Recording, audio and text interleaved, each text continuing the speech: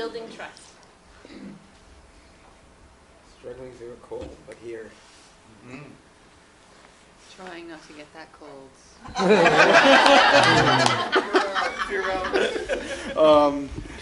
So many teaching opportunities. Meeting new friends. Really good vibes. Where do we go from here? More questions. Sinus headache, but enjoying life anyway. Not sure what I'm supposed to say. Come on. About what though? How are you? Oh, feeling good. That's simple.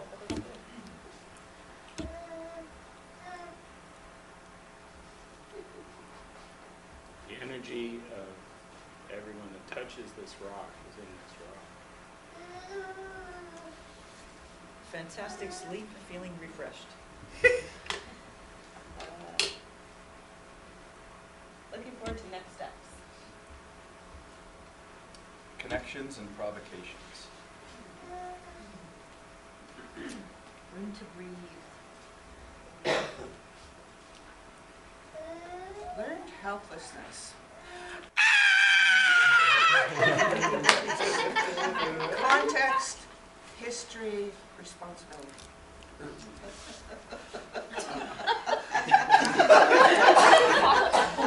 I'm inspired. We are the champions.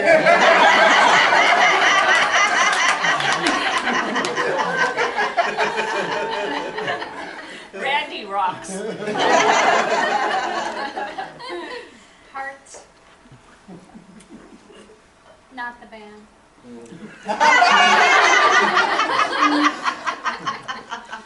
Yeah, don't get me started. I'm kind of enjoying this. Present for possibilities.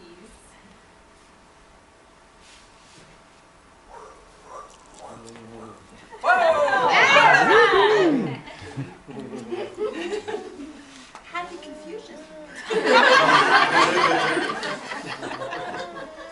Whereas I used to think in Facebook status updates, I now think in rock status. Strong dreams. Enlarged community. Keeping it simple.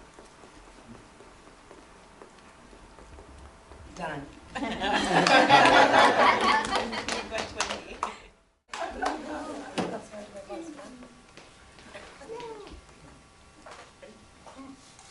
Cleverly disguised surveillance. Stereotypes. Major damages so extreme. No ifs, ands, or buts. Will it be you? Culture on the go. Sweet and low. Building interdependence. For your protection. Will it be you?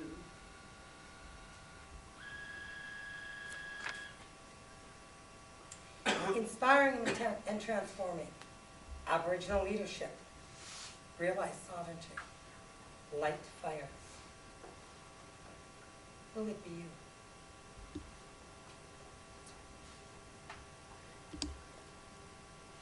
Complete a research project. Arts and Culture Camp. Participatory musing. Going places. Will it be you? Building a legacy of hope. Applications accepted. Will it be you? Will it be you? Based on our discussions yesterday, we decided to try a method that none of us had done before, which was found poetry. So all of the words that we use in this are located in the lobby, where we went to collected words and created them into a poem that reflects sort of our conversations yesterday. Anything else?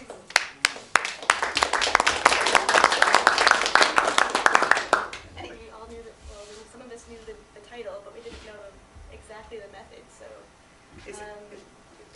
I had a sort of an informal side discussion with Andrew actually the other day, just about some of the methods that we use. And I think a couple of us have said, you know, it's really funny that we use arts-based methods because we're not creative at all. And so Andrew said, had been telling us about this thing called found poetry. And then when we were discussing it yesterday, a number of us said, well, I've read about it too, but none of us knew how to do it. So we just winged it. We said, well, as far as I know, this is what we do, so we just tried it. I think it's illustrative, though, of arts-based research. Is sometimes you just have to say, that sounds like a good idea, let's go with it, let's try it, let's see if it works. So we tried it to see if it works. That really brought all of us into the process as well, because there's a sense of inclusivity with the question and the agency that provides the listener, you know, to actually answer. Maybe that will be me. That's me taking accountability to be part of the vision that you've been articulating. So I thought that was very effective. I wanted to throw that out there. We didn't choose the words to fit our poem because we really just made this big list of words and created something out of that, which is, I mean, I think you could probably do it either. Well, I think it's probably more provoking to do it this way with a list. We'll also have to discuss things. And it'd be harder for us to do it the other way. Thank you very much. Thank you.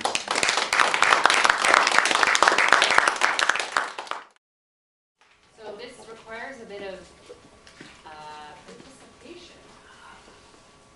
And we may need to move chairs. I'm going to ask if everybody can come and lie on the floor. But before you do, don't go yet. What? Lie down. Please. We're going to lie on the floor with our heads towards the center. And take a moment to focus on your breath.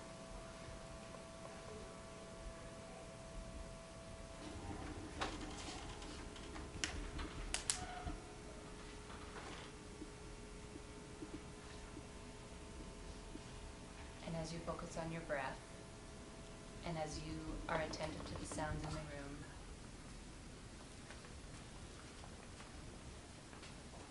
as a group, we're slowly going to begin to make sound.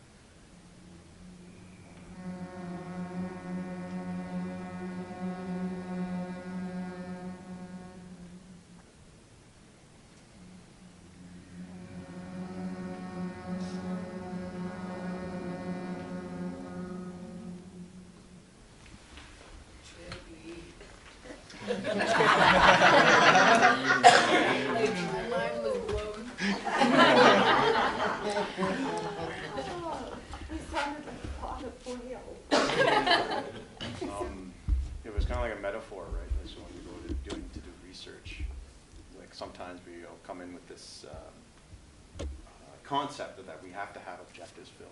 We have to do all these other things, forgetting that we have to become part of that community first, right? And so when we all sat down together yesterday, and then today was even more extreme, I guess you'd say, because like as Gabe had said, it elevated.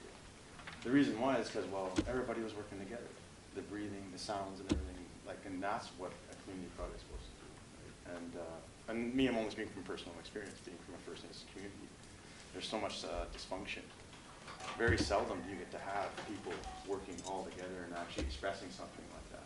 And so at least the metaphor I got of all of that is sometimes you just have to let yourself go and actually be a part of that community. So this was a community, right? Everybody's laying there and breathing and making the noises, and that's pretty well what we're trying to get people to think about. It's a metaphor.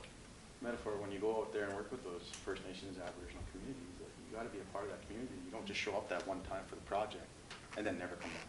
That's right. It's got to be a continuity, and that's what I got out of this exercise yesterday. And thanks to the theater and drama people, you know, I was like, holy smokes, I never even thought of that. And just the importance of quieting yourself, quieting your own agenda, quieting everything so you can deeply listen. And then what happens when you drop into yourself and listen is transformative. And I think also every time we do a project, because you are sort of embedded in the bureaucracy in terms of grants and things, it's all about output, output, output. So without really thinking about the time it takes to develop the relationships. And the anxiety for me when we first started this exercise was, nothing's happening. Like, I've been laying here for 30 seconds, nothing's happening. We're not going to do this, like nothing's happening. And then, you know, slowly something started to happen. But it's that sort of being more comfortable with the fact that if you just work through the process and take the time to build the relationship and really listen to everyone, something will happen. It may not be what you thought, though. And that's probably the most important thing. So, as you experienced it, you're lying there, and I guess that's what I'm trying to ask. As you were lying there, did you hear the sound, you know, coming from someone next to you or from across, and then you just picked up on that sound, or did the For sound? me, it's definitely the people on either side of me that I hear the most. Okay. But then they're listening to the people beside them. who are Right, listening exactly, to beside exactly, them. exactly. And so Chain you're, reaction. that's what And that's the what you picked up yourself. Interesting, I think what our brother said here about the way that you do work in Aboriginal communities. People are so concerned about the way that they are appearing to community members if they're not from there, rather than doing the work on themselves to be less, you know, messed up, for lack of a better word. Self-focused. Yeah, well, even and the intentions are good, but it still ends up being. There's that whole thing of self-focused. like wanting to work with communities, but you know, to be a good ally, the best work you can do is on yourself to not be so effed up, right? Like Michael Jackson said. Man in the mirror, right? If you want to make the world a better place, you gotta look at yourself. Not to quote Michael Jackson all the time. All the True. time. I guess in a sense, to go back to the project, because I know Warren's going to ask the question, the drawings that we did yesterday, the reason why we chose what we did was the circular connections, I guess, is the title that we came up with. And so we tried to make it as round as we could and everything, because if you notice, we all laid in a circle with our heads together, and everything that we were talking about was circular, and ties in with a lot of First Nations concepts, right? Yesterday we did it up on the stage, and it was dark and everything. We did it for a while, and then everything got quiet. And I think some of us thought it was over, and then we just started laughing, and we just kind of wondered what you guys out here were thinking was going on. But it was just this spontaneous laughter and just this joy from the experience, and then we just talked, and we just lay in the circle and talked, and it was so.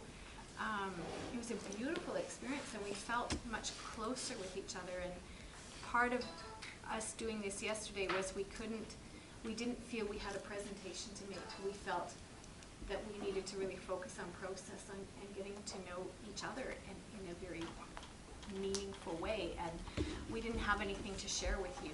We wanted to engage in a process, and so we thought we'd bring that process into the bigger circle. I think for me, like the whole experience of lying in a circle with your heads together, it really helped me like think about like not just the people beside me, but the group.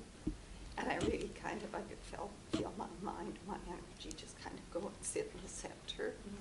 So you know, like just that sense of not just being with other people, but being a whole group. And you know, like I said right at the end, we sounded like a pod of whales. But you know, like that's all of us communicating and all on the same wavelength at once. So you know, like you really do become more than just a collection of individuals through this exercise. I really like it. I found it really powerful. It can be a really interesting exercise too if you're working with a group of people over a period of time, to do it several times throughout your process and see how the circle changes. What I liked about this exercise, and I couldn't participate because I came in the room a bit agitated, so I didn't feel like I could really, my group is really struggling, and as you can see, they're not even in the room because they're hashing out some things, but what I really liked was that, because I do a lot of energy work, and I'm a counselor, and I teach group counseling and other types of counseling, was that this was a spiritual element. There wasn't the facade of who we are. There was just an energy connection, and when you guys got into sync and were as one, it was so powerful. I was instantly calm, and I really saw, like, you could just feel the presence of like what they say, that one consciousness that we all really are in alignment with in the planet. And so I really thought that was amazing, and I would love for my group to come in here and have that experience, because I think that why we're struggling as a group is that we're not connecting. We're just, each person is just floundering and struggling, and all these feelings are coming up, and it's, and as a person who's currently teaching group counseling, I'm watching my group go through the stages of group development in a very challenging way for each of them as individuals. And so I just think that this exercise, I wish they could have focused it. I think if we could go do that and stop having the discussion and the dialogue, we'd probably connect, and then we'd be in a good place. Meaning to say that although we might come from different angles or perspective, I think it is possible to have that communal or that unity, and we will get led by each other, and we know which is the right way to go, and it will come out to be positive. Oh, I'm just nervous. You got it, you got it. So what I mean is by HIV positive women, and that's how we like to really identify ourselves, you know, as compared to how we're identified out there with all the labels and all the fun things they like to call us. But we like to really, you know, really identify ourselves as positive, living positive in a good way.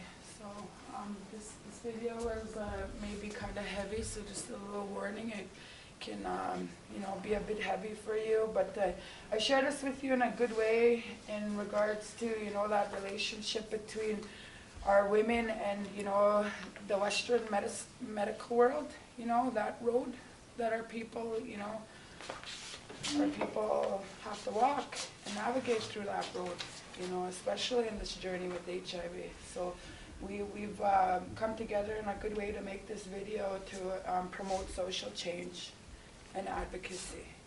Kina Jawimi, it's an Ojibwe word which means the essence of who we are is beautiful, which means us whole as a people, not individual, but us whole as a people, we're beautiful.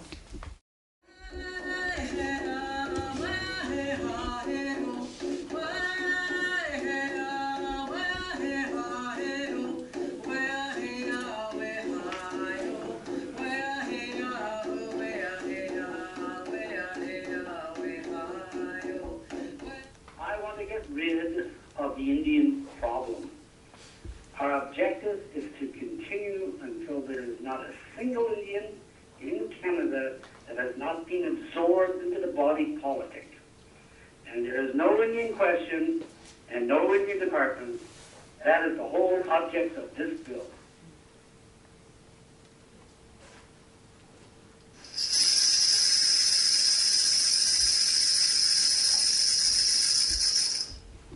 Then a new history was imposed on our people, disrupting the harmony. This so-called new history included industrialization, residential schools, assimilation policies, and the painful 60s scoop that saw our children being taken from us by church and state. This was a government-sanctioned and systematic attempt to quash our belief systems, our languages, our culture and traditions, and most importantly, our medicines. This new history also included new epidemics. Fast forward to today's globalized world with a spotlight on HIV. This modern day epidemic is having a huge impact in our communities, especially for our Indigenous sisters. The worst thing a doctor ever said to me is I tested positive for the HIV test. Then I don't remember what I said after that. The next worst thing a doctor ever said to me is the virus in your blood is high and we'll have to discuss taking medications. I waited for a week before I picked up the prescription. I was thinking, what is this medication going to do to me when I put it in my body? I remember when my doctor said to me, I do not understand why you are still experiencing side effects. This treatment is usually very well tolerated. I felt like telling her, well, you ought to try taking these. I've been on treatment for HIV for almost 13 years now, and I essentially have become a global statistic. HIV is now my constant companion and my guide as I navigate the Western medicine road. Sometimes I feel like a mouse running inside a big wheel in my pursuit for health and life. For many positive Aboriginal women, learning to navigate the global machinery of HIV treatment is a challenge. It's a one-size-fits-all approach, a continuation of the assimilationist policies of Duncan Campbell Scott. As Indigenous people, we have no dignity or respect when we are at the global table. It's all pills, pills, pills, and numbers. You know, here's my medications and my therapy, and, you know, I'm a happy camper and I support you when, you know, when I can support you to be on your pathway, to do what you need to do, like, you know, emotionally and spiritually and mentally, you know, but take my pill physically. That's going to help your body physically, and I'll be happy. So that's what I want to share. Our elders say that hardships for us are gifts, that HIV is our greatest teacher, that there are teachings and gifts in our stories. Within our sacred circle, these hardships and teachings help us to advocate for our people. We're tired of people telling us what we need. We're telling you what can help us better. What we need is our culture, our teachings, our kids, inspiration, love, animals, environment, good food, and dreams to come true still in this life. Cry every time I watch. Yeah, this was a new production of We're Not Envisioning Health, which is you know, a strength-based participatory arts approach to research in our community. It's been a project that's very much given a lot of you know, life to the women that's been involved in all areas of our life, from our advocacy to our personal home fires. And this project was given to us as an opportunity in May, and it was very short term. We had a very tight time frame, but nonetheless it was a great opportunity to, you know, embark upon, you know, and a part of the journey of our Visioning Health group. So, and in our movement too, with great mentor Keisha Larkin too, and the acronym and the jargon world of research and, you know, policies and, you know, this world that we live in, she's really coined the phrase and term positive Aboriginal woman, and you'll see it in documents to come in the future. And why we do that is because we want to change the picture that's been painted about our women. We want to change that story. We don't want to be talked about as, you know, needing to be pitied or feel sorry for. We don't want sympathy, we want the empathy. We want connection and understanding. You know, we want to change those labels of at risk and vulnerable. We want to pull out the strengths in our communities, you know, and build on those. We want to tell our story, not the story that's been told for us, you know. There's a lot of allies, and there's a lot of women that are really, you know, even my sister too, she is, you know, infamously pounding pavement to help us change this language and change the way that we're viewed. So, love you. I love you too.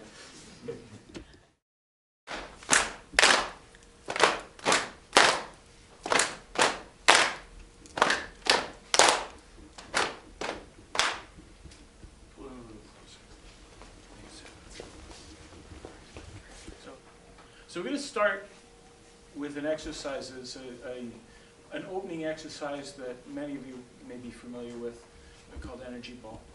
And it's a very simple idea. I'm going to take some energy from my body and roll it into a ball, about the size of a softball. And I'm going to toss that ball around a circle. And how you toss this ball is with a clap out.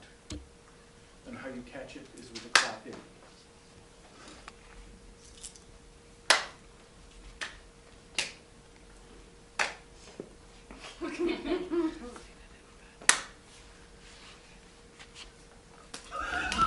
I'm going to throw the ball with a sound and movement. And I want you to catch it with the same sound and movement, and then create your own sound and movement to send it to the next person. So whatever sound and movement it is sent with, receive it with the same sound and movement. And then send it up, then create your own and send it on. So for example, ha! Ha!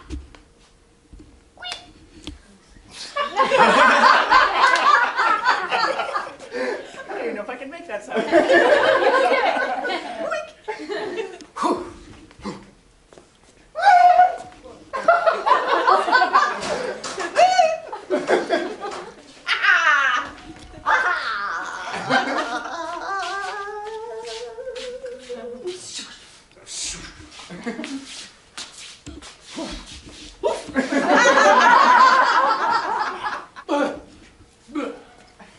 Okay, I'm going to change it up again.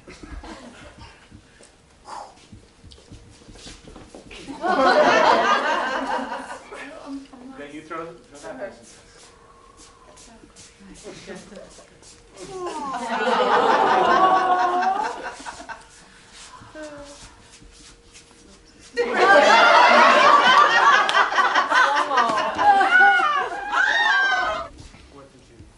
What did you experience?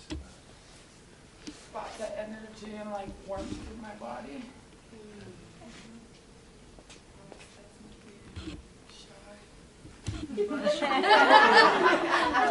So how would you use it? To have fun. For humor, to hugs, do hugs.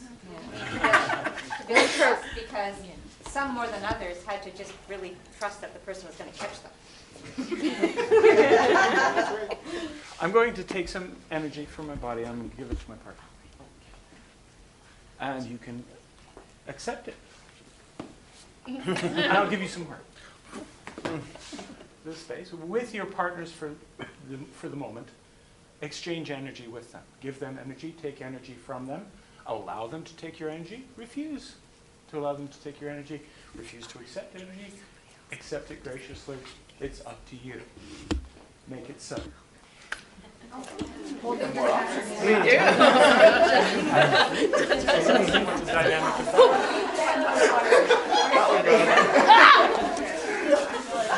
And find that balance in your energy and reform the circle. You have energy as a burden. Oh, I have too much energy. That's the opposite of what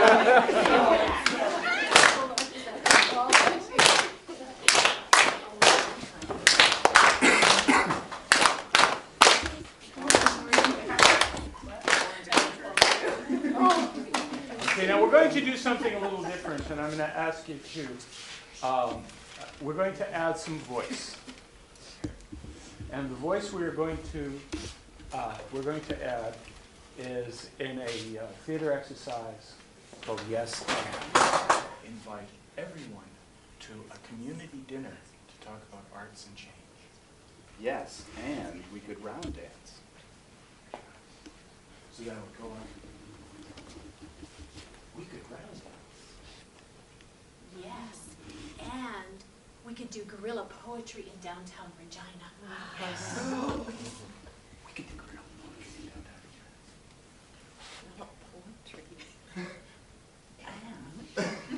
We could create a mural. Okay. So what I want you to do is, and we're going to combine the last exercise with this one. Change the universe.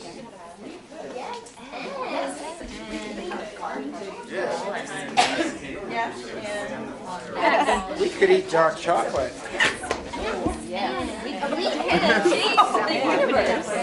Yes, and we could.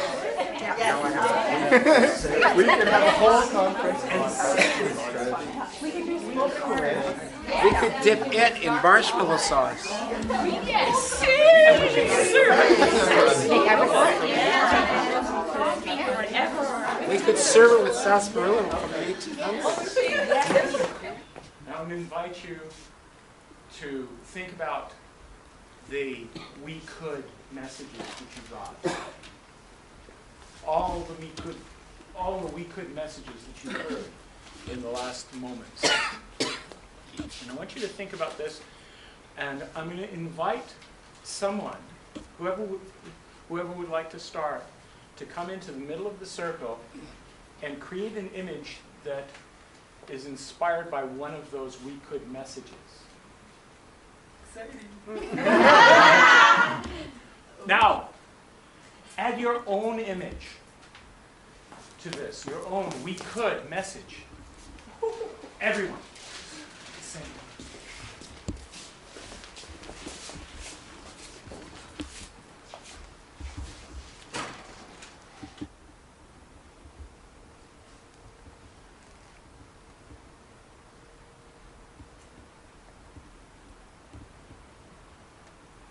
And now I'm going to invite someone to start, someone in this image to start by speaking one short sentence about what we could do. We could decolonize. We could revolt. We could change the world. We could change the world. We could bop. We could make a garden of our ideas. We could create a mural on the wall and invite the youth to participate. We could do spoken word. We could have a feast. We can lie on the beach and look at the sun. We can look at the sky, the images in the sky. We can understand. We can dream. We can see images in the clouds. We can have a revolution. And we can change the world. You know, when we get together in this impossible space of not our real life, there's the inspirational part of it, and the fun, and the building, like we talked about, community of practice. And you know, tomorrow we'll be back in our offices slogging or whatever, where we're doing what we're doing, but we bring a piece of the inspiration, the energy. I guess it's that energy will come with us. I found it interesting to sort of watch as I reacted differently to the offers. In some offers I was, yeah, we can do that. And some offers I was, yes, and? Limited times. That's a taste of some of the process that I use. And the heart and soul of it is to try to, in this process, introduce the process and try and let go of expectation as much as possible, and just say, you know, let's play with this and see what happens. Let's put this idea out there and see what people create. I just want the whole exercises all together, that focus on energy, it really ties back to us all lying on the floor. Yes. And just that creation of sharing energy, reminding us that we're all spiritual beings, and just how the group energy impacts my energy. So, thank you.